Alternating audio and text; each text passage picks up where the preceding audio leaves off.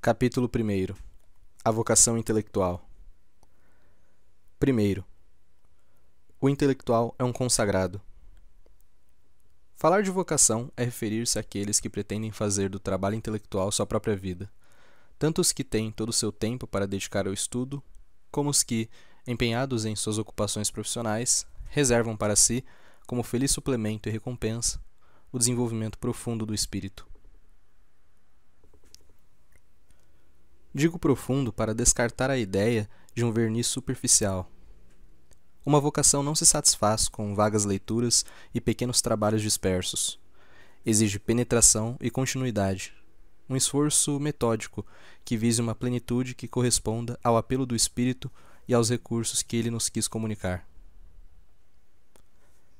Esse apelo não deve ser prejulgado. Entrar por um caminho que não se pode trilhar com segurança só pode resultar em fracassos. O trabalho impõe-se a todos, e depois de uma primeira formação onerosa, seria uma tolice deixar o espírito recair pouco a pouco na indigência inicial. Mas uma coisa é a tranquila conservação do que adquirimos. Outra, a retomada desde seus fundamentos de uma instrução que reconhecemos provisória, que consideramos apenas como um ponto de partida. Este último é o estado de espírito de um vocacionado. Ele exige uma séria resolução. A vida de estudos é austera e impõe pesadas obrigações. Ela recompensa, e largamente, mas requer uma dedicação de que poucos são capazes. Os atletas da inteligência, como os do esporte, devem prever privações, longos treinamentos e uma tenacidade às vezes sobre-humana. É preciso doar-se de todo o coração para que a verdade se doe. A verdade só serve a seus escravos. Uma tal orientação não deve ser assumida antes de um profundo e demorado exame. A vocação intelectual é como todas as outras. Está inscrita em nossos instintos, em nossas capacidades, em não sei que impulso interior que a razão controla. Nossas disposições são como as propriedades químicas que determinam, para cada corpo, as combinações que esse corpo pode realizar. Elas não podem ser criadas. Vêm do céu e da geração natural. Toda a questão se resume em ser dócil a Deus e a si mesmo, depois de ter ouvido essas duas vozes. Assim compreendida, a frase de Disraeli, faz o que te agrada, desde que realmente te agrade, é um precioso conselho. O gosto que está em correlação com as tendências profundas e com as aptidões é um excelente juiz. Se São Tomás pôde dizer que o prazer qualifica as funções e pode servir para classificar os homens, ele poderia concluir disso que o prazer também pode revelar nossas vocações. Basta que mergulhemos até essas profundezas onde o gosto e o impulso espontâneo encontram-se com os dons de Deus e com sua providência. Além do imenso interesse da realização de si mesmo em plenitude, o estudo de uma vocação intelectual tem um interesse geral a que ninguém pode se furtar. A humanidade cristã é composta de personalidades diversas, e nenhuma delas abdica de si mesma sem empobrecer o todo e sem privar o Cristo eterno de uma parte de seu reino. O Cristo reina desdobrando-se. A vida inteira de um de seus membros é um instante qualificado da sua duração. Toda existência humana e cristã é uma existência incomunicável, única e, por conseguinte, necessária à extensão de seu corpo espiritual. Se você foi designado como porta-luz, não coloque debaixo do alqueire a chama pequena ou grande que esperam de você na casa do pai de família. Ame a verdade e seus frutos de vida, por você e pelos outros. Consagre ao estudo e a seu uso o principal do seu tempo e do seu coração. Todos os caminhos, exceto um, são maus para você, pois afastam-se da direção em que sua ação é esperada e requerida. Não seja infiel a Deus, a seus irmãos e a si mesmo, rejeitando um apelo sagrado. Isso supõe que você venha à vida intelectual com propósitos desinteressados, não por ambição ou tola gloriula. Os guizos da publicidade só tentam os espíritos fúteis. A ambição, subjugando a verdade eterna, ofende-a. Brincar com as principais questões sobre a vida e a morte, com a misteriosa natureza, com Deus, forjar um destino literário ou filosófico às custas do verdadeiro ou independente do verdadeiro, não é um sacrilégio? Tais objetivos, e sobretudo o primeiro, não sustentam um buscador. Em pouco tempo, o esforço murcharia e a vaidade acabaria se contentando com o vazio, desprezando as realidades. Mas isso supõe, também, que você acrescente a aceitação do objetivo, a aceitação dos seus meios, sem o que a obediência à vocação não seria nada séria. Muitos desejariam saber. Uma vaga aspiração dirige as multidões a horizontes que a maioria admira de longe, como o doente de gota ou o sonhador olham para as neves eternas. Obter sem pagar é um desejo universal, mas é o desejo de corações covardes e de cérebros enfermos. O universo não acorre ao primeiro chamado, e a luz de Deus não vem à sua lamparina sem um insistente rogo de sua alma. Você é um consagrado. Queira o que quer a verdade. Consinta por ela. Em mobilizar-se, em instalar-se em seus próprios domínios, em organizar-se e, por ser inexperiente, em apoiar-se na experiência dos outros. Se a juventude soubesse. São sobretudo os jovens que precisam dessa advertência. A ciência é um conhecimento pelas causas, mas na prática, quanto à sua produção, ela é uma criação pelas causas. Temos que conhecer e adotar as causas do saber, e então realizá-las, e não adiar o cuidado com os fundamentos para o momento de assentar o telhado. Nos primeiros anos livres depois dos estudos, com a terra intelectual recém-revolvida, com as sementes lançadas, que belas culturas poderiam surgir? É um tempo que não voltará mais, um tempo de que se viverá mais tarde. Como ele for, assim será o homem, pois não há como depois plantar novas raízes. Vivendo superficialmente, sua punição será ter negligenciado, no tempo favorável, o futuro, que é sempre uma herança. Que cada qual pense nisso no momento em que pensar ainda pode ser proveitoso. Quantos jovens, que têm a pretensão de se tornarem trabalhadores, desperdiçam miseravelmente seus dias, suas forças, sua seiva intelectual, seu ideal? Ou não trabalham, e sobra-lhes tempo. Ou trabalham mal, caprichosamente, sem saber nem quem são, nem para onde querem ir, nem como se caminha. Cursos, leituras, amizades, dosagem de trabalho e de repouso, de solidão e de ação, de cultura geral e da especializada, espírito de estudo, arte de extrair e utilizar as informações adquiridas, realizações provisórias que anunciam o próximo trabalho, virtudes a obter e a desenvolver. Nada é previsto, e nada se realizará. Entretanto, que diferença em igualdade de recursos entre aquele que sabe e que prevê e aquele que segue ao sabor das correntezas? O gênio é uma longa paciência, mas uma paciência organizada, inteligente.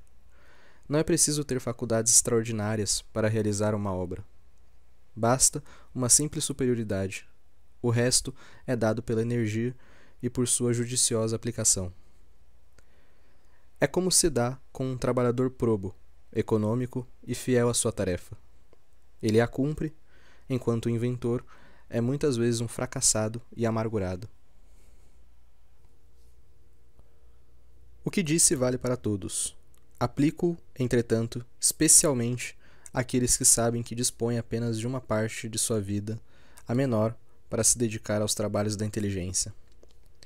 Esses devem, mais que os outros, ser consagrados. O que não podem distribuir ao longo de toda a vida, terão que reunir em um espaço exíguo. O ascetismo especial e a heróica virtude do trabalho intelectual deverão ser seu exercício cotidiano. Mas se consentirem nessa dupla oferenda de si mesmos, digo-lhes, em nome do verdadeiro Deus, que não desanimem. Se não é preciso gênio para produzir, é ainda menos necessário ter plena liberdade. Mais ainda, esta tem armadilhas que as obrigações rigorosas podem ajudar a vencer. Uma corrente comprimida, por margens estreitas, chegará mais longe. A disciplina de um ofício é uma grande escola. Ensina o homem de estudos a ampliar suas possibilidades. Coagido, concentra-se mais, aprende o valor do tempo, refugia-se com entusiasmo nessas raras horas em que, cumprido o dever, abraça seu ideal, horas em que frui da ação eleita depois da ação imposta pela dura existência. O trabalhador que encontra, assim, no novo esforço, a recompensa do esforço antigo, que dele faz seu tesouro de avaro, é normalmente um apaixonado. Não se consegue apartá-lo do que está assim consagrado pelo sacrifício. Se o seu caminhar parece mais lento, ele é capaz de levá-lo mais longe. Pobre tartaruga laboriosa, não se diverte, persevera, e ao cabo de poucos anos terá ultrapassado a lebre indolente, cujo andar desenvolto causava inveja a seu dificultoso caminhar. Pensem agora no trabalhador isolado, privado de recursos intelectuais e de contatos estimulantes, enterrado em algum fim de mundo onde parece condenado a definhar. Exilado, longe das ricas bibliotecas, dos cursos brilhantes, do público vibrante, tendo somente a si mesmo e obrigado a tudo extrair desse fundo inalienável. Que também esse não desanime. Se tem tudo contra si, que preserve a si mesmo e que isto lhe baste. Um coração ardente tem mais chances de triunfar, mesmo em pleno deserto, que um perdulário jovem opulento do bairro latino. Ainda aqui, a dificuldade pode ser uma fonte de forças. Nas montanhas, só tensionamos os músculos nas passagens difíceis. As sendas planas deixam-nos relaxados e a frouxidão, desatenta, logo se mostra funesta. O que vale mais do que tudo é o querer. Um querer profundo. Querer ser alguém, chegar a algum lugar, ser já, pelo desejo, esse alguém qualificado por seu ideal. O resto sempre se arranja. Livros há em qualquer lugar e pouquíssimos são necessários. Contatos, estímulos, podem ser encontrados em espírito na solidão. Os grandes homens estão aí, presentes a quem os invoca, e os grandes séculos passados impulsionam o pensador ardente. Cursos, quem deles dispõe não os frequenta, ou frequenta-os mal, se não tiver em si a que recorrer na falta de um tal privilégio. Quanto ao público, se ele por vezes o estimula, frequentemente perturba, dispersa, e por causa de 2 centavos que encontra na rua, você poderá perder uma fortuna. Mais vale a solidão apaixonada, em que toda semente produz 100 por 1, e todo raio de sol, um dourado outonal. São Tomás de Aquino, vindo morar em Paris e avistando a grande cidade de longe, disse ao irmão que o acompanhava: Irmão, daria tudo isso em troca do comentário de Crisóstomo a São Mateus. Quando alguém experimenta tais sentimentos, não importa onde está, nem do que dispõe. Foi marcado com um sinal. É um eleito do espírito. Resta perseverar e dedicar-se à vida tal como Deus a dispõe. Jovem, que compreende esta linguagem e que os heróis da inteligência parecem invocar misteriosamente, mas que teme estar despreparado, escute-me. Você tem 2 horas por dia? Pode comprometer-se a preservá-las cuidadosamente, a empregá-las ardentemente, e depois, sendo também destinado ao reino de Deus, poderá beber o cálice de sabor delicado e amargo que essas páginas pretendem que experimente? Se a resposta for sim, tenha confiança. Mais que isso, repouse numa absoluta certeza. Obrigado a ganhar a vida, ganha, ao menos sem sacrificar-lhe, como acontece tantas vezes, a liberdade de sua alma. Abandonado, será arremessado com mais violência ainda a seus nobres objetivos. As 2 horas que lhe peço, muitos já declararam ser suficientes para um destino intelectual. Aprenda a administrar esse pouco tempo. Mergulhe todos os dias de sua vida na fonte que desaltera e dá ainda mais sede. Quer ajudar com sua humilde parte a perpetuar a sabedoria entre os homens, a entesourar a herança dos séculos, a fornecer ao presente as regras do espírito, a descobrir os fatos e as causas, a orientar os olhos inconstantes para as causas primeiras e os corações para os objetivos supremos, a reavivar a chama que se apaga, a organizar a propaganda da verdade e do bem. É o seu quinhão. Isso vale, sem dúvida, um sacrifício suplementar e o cultivo de uma paixão abrasadora. O estudo e a prática daquilo que o padre Gretry denomina de lógica viva, ou seja, o desenvolvimento de nosso espírito ou verbo humano, através do contato direto ou indireto com o espírito e o verbo divino, esse estudo grave e essa prática perseverante lhe darão acesso ao admirável santuário. Estará entre os que crescem, adquirem e se dispõem aos dons magníficos. Você também, um dia, se Deus quiser, encontrará um lugar na Assembleia dos Nobres Espíritos. Segundo, o intelectual não é um isolado. Uma outra característica da vocação intelectual é que o trabalhador cristão, que é um consagrado, não deve ser um homem isolado. Seja qual for a sua situação, por mais abandonado ou retirado que esteja materialmente, não deve cair na tentação do individualismo, imagem deformada da personalidade cristã. Tanto quanto a solidão vivifica, o isolamento paralisa e esteriliza. A força de ser uma alma deixa-se de ser um homem, dizia Victor Hugo. O isolamento é inumano, pois trabalhar humanamente é trabalhar com o sentimento do homem, de suas necessidades, de suas grandezas, da solidariedade que nos une em uma vida estreitamente comum. Um trabalhador cristão deveria viver constantemente no universal, na história. Já que vive com Jesus Cristo, não pode separar dele nem os tempos, nem os homens. A vida real é uma vida na unidade, uma vida familiar, imensa, que tem a caridade por lei. Se o estudo almeja ser um ato vital, não uma arte pela arte ou pura abstração, deve deixar-se reger por essa lei da unidade cordial. Rezemos diante do crucifixo, disse Gretry, e devemos também trabalhar diante dele. Mas a verdadeira cruz não está isolada da terra.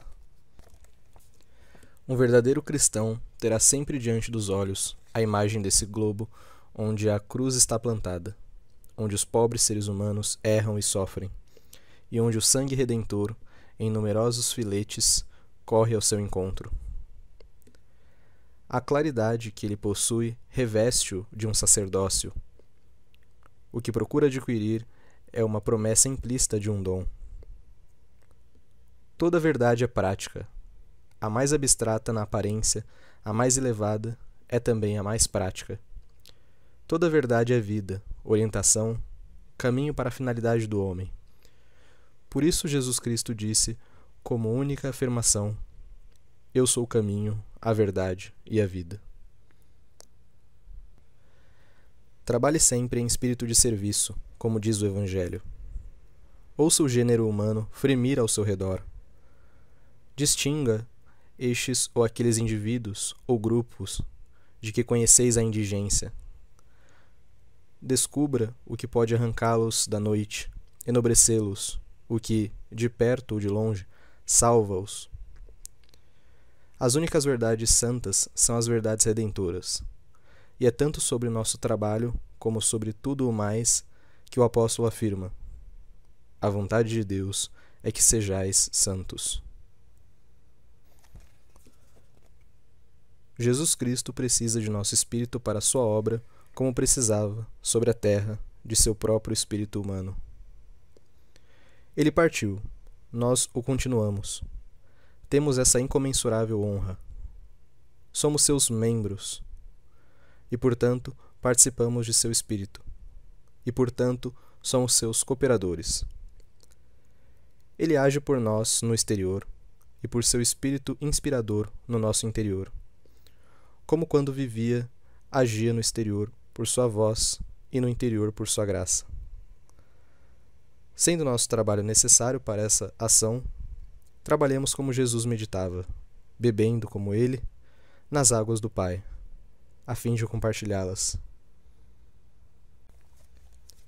Terceiro, o intelectual pertence a seu tempo. Em seguida, pense que, se todos os tempos são iguais perante Deus, se sua eternidade é um centro irradiante do qual todos os pontos da circunferência do tempo estão à mesma distância, não se dá o mesmo com os tempos e conosco, que habitamos na circunferência. Estamos aqui, na vasta roda, e em nenhum outro lugar. E, se estamos aqui, é porque Deus aqui nos colocou. Todo momento da duração tem relação conosco, e todo século é nosso próximo, assim como todo homem. Mas a palavra próximo é uma palavra relativa, que a sabedoria providencial determina para cada um, e que cada um, em sua sabedoria, submissa àquela, deve também determinar. Eis-me aqui, homem do século XX, contemporâneo de um drama permanente, testemunha de convulsões talvez nunca vistas neste globo, desde que os montes surgiram e os mares foram lançados em seus abismos. Que devo fazer por este século arfante? Mais do que nunca, o pensamento espera os homens e os homens esperam o pensamento. O mundo está em perigo por falta de máximas de vida. Estamos em um trem a toda velocidade e sem sinalização, sem agulheiros. O planeta não sabe para onde vai. Sua lei o abandona. Quem lhe restituirá o seu sol? Não digo isso para restringir o campo da investigação intelectual e para confiná-la no estudo exclusivamente religioso. Logo isso ficará claro. Já disse que toda verdade é prática, que toda verdade salva. Mas indica um espírito, e esse espírito, do ponto de vista do momento atual e também, em geral, exclui o diletantismo. Exclui também uma certa tendência arqueológica, um amor pelo passado que negligencia as dores presentes, uma estima pelo passado que parece ignorar a presença universal de Deus. Os tempos não se equivalem, mas todos os tempos são tempos cristãos, e há um tempo que, para nós e praticamente, sobrepassa todos os outros, o nosso. É para ele que existem nossos recursos inatos, nossas graças de hoje e de amanhã, e, portanto, também os esforços que lhes devem corresponder. Não nos assemelhemos aos que parecem estar sempre acompanhando os funerais do passado. Aproveitemos, vivos, o valor dos mortos. A verdade é sempre nova, como a erva da manhã, que um delicado orvalho recobre. Todas as verdades antigas têm o desejo de reflorescer. Deus não envelhece. Devemos ajudar esse Deus a renovar não os passados sepultados e as crônicas extintas, mas a face eterna da terra. Esse é o espírito do intelectual católico. Essa a sua vocação. Quanto antes ele especificar esse quadro geral, pela descoberta do gênero de estudos a que se deve dedicar, tanto melhor. Ouça, agora, quais as virtudes que Deus lhe pede.